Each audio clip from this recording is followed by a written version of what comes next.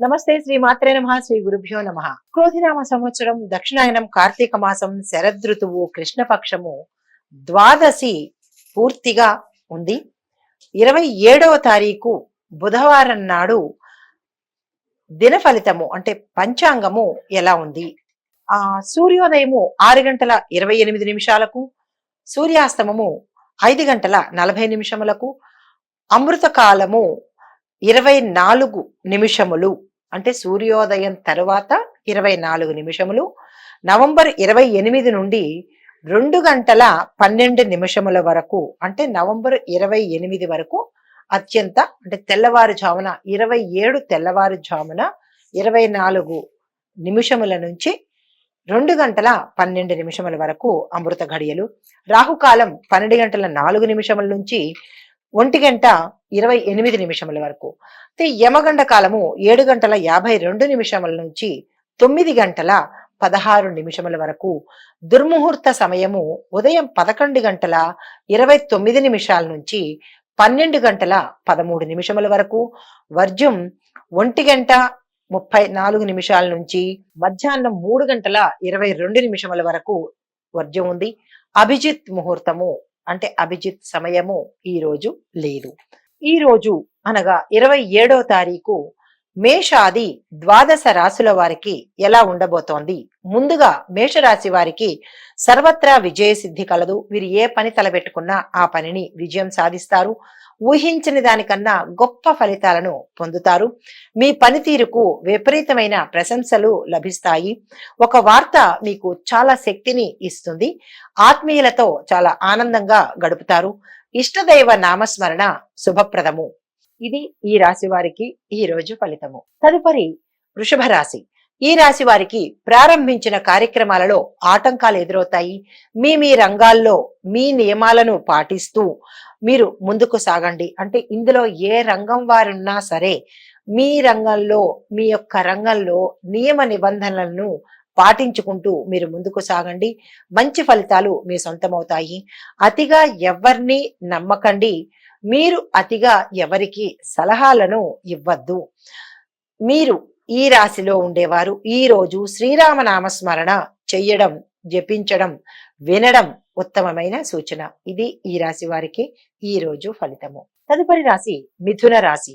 ఈ రాశి వారు ప్రారంభించిన పనులన్నీ ఒక ప్రణాళికాబద్ధంగా అంటే ఒక ప్లాన్ ప్రకారము చేసుకుంటూ ముందుకు సాగిపోతారు.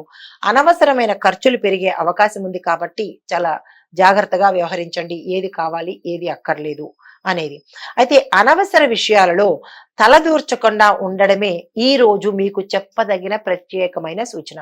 ఎందుకంటే మీరు మీ రంగాల్లో ఉన్నప్పుడు ఏ రంగం వాళ్ళైనా సరే విద్యార్థుల దగ్గర నుంచి అన్ని రంగాల వాళ్లకు చెప్పదగిన సూచన ఏంటంటే మీరు ఎక్కువగా మాట్లాడకండి. ఒకవేళ తప్పనిసరి అయి మాట్లాడాల్సి వస్తే కనుక ఆచితూచి మీ మాటను పరిధి క్రమంలోనే వాడండి. ఎందుకంటే దానివల్ల ఉత్తర అంటే భవిష్యత్తులో మీకు ప్రమాదాలు తెచ్చే అవకాశం ఉంది కాబట్టి చాలా జాగ్రత్తగా వాడండి. అయితే చతుర్థ స్థానంలో చంద్రుడి యొక్క బలం ఎక్కువగా లేదు కాబట్టి కొన్ని ఆటంకాలు కానీ లేదా నిందాస్తుతులు కానీ అపనిందలు కానీ మీ రంగంలో ఉన్న వాళ్ళకి దాపురించే అవకాశం ఉంది. చాలా జాగ్రత్తగా వ్యవహరించండి.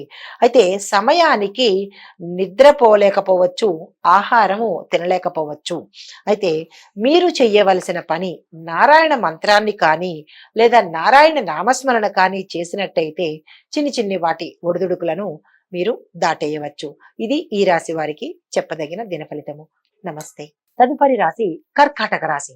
ఈ రాశి వారికి సౌభాగ్య సిద్ధి ఉన్నది. అయితే ఈ రాశిలో ఉండే వారికి అందరికీ ఈ రోజు అత్యంత అనుకూలమైన కాలము. మీరు ఏ పని తలపెట్టాలన్నా చాలా చక్కగా ఈ రోజు ప్రారంభించుకోవచ్చు. అయితే స్థిరమైన నిర్ణయాలు మీరు చెయ్యాల్సి వస్తుంది. అంటే కొన్ని మీ పరిస్థితులకు తగ్గట్టుగా మీ రంగంలో ఈ రోజు ఒక స్థిరమైన నిర్ణయం, ఒక కాంక్రీట్ డెసిషన్ అంటారు, అది మీరు తీసుకుంటే కనుక అది ఉత్తర మీకు చాలా మంచి అవకాశాలను తెచ్చిపెడుతుంది. కానీ చాలా జాగ్రత్తగా వ్యవహరించాల్సిమా. అయితే బంధువుల యొక్క సహకారం మీకు ఈ రోజు అందుబాటులోకి వస్తుంది. భోజన సౌఖ్యం సమయానికి భోజనం చేస్తారు. ఆరోగ్యం విషయం పట్ల చాలా జాగ్రత్తగా వ్యవహరించండి. అనారోగ్య సూచన కనబడుతోంది. స్థిరాస్తి కొనుగోళ్లు చాలా లాభాన్ని తెచ్చిపెడతాయి. అంటే ఒక ఇల్లు కొనడం కానీ, పెట్టుబడులు పెట్టడం కానీ, లేదా భూములు కొనడం కానీ, ఇలాంటివి మీకు భవిష్యత్తులో మంచి లాభాలను తెచ్చిపెట్టే అవకాశం ఉంది కాబట్టి ఆ కొనుగోలు ప్రయత్నాలు ఈరోజు చేసుకోండి. మీకు చెప్పదగిన సూచన, ఈరోజు వెంకటేశ్వర స్వామి వారి యొక్క ఆరాధన కానీ, ఆలయ దర్శనం కానీ, లేదా ఆ స్వామి వారికి అష్టోత్తర సంబంధితమైన పూజలు మీరు దేవాలయంలో కనుక మీ గోత్రనామాలతో చేయించుకున్నట్టయితే ఏవైనా మనకి తెలియని ఆటంకాలు కానీ, లేదా తెలియని అపవాదులు కానీ తప్పిపోయే అవకాశం కనబడుతోంది. ఇది ఈ రాశివారు, కర్కాటక రాశివారు యొక్క ఈరోజు ఫలితం అన్నమాట. ఈ పరిహారాలు పాటించుకుని శుభప్రదం కావండి. నమస్తే.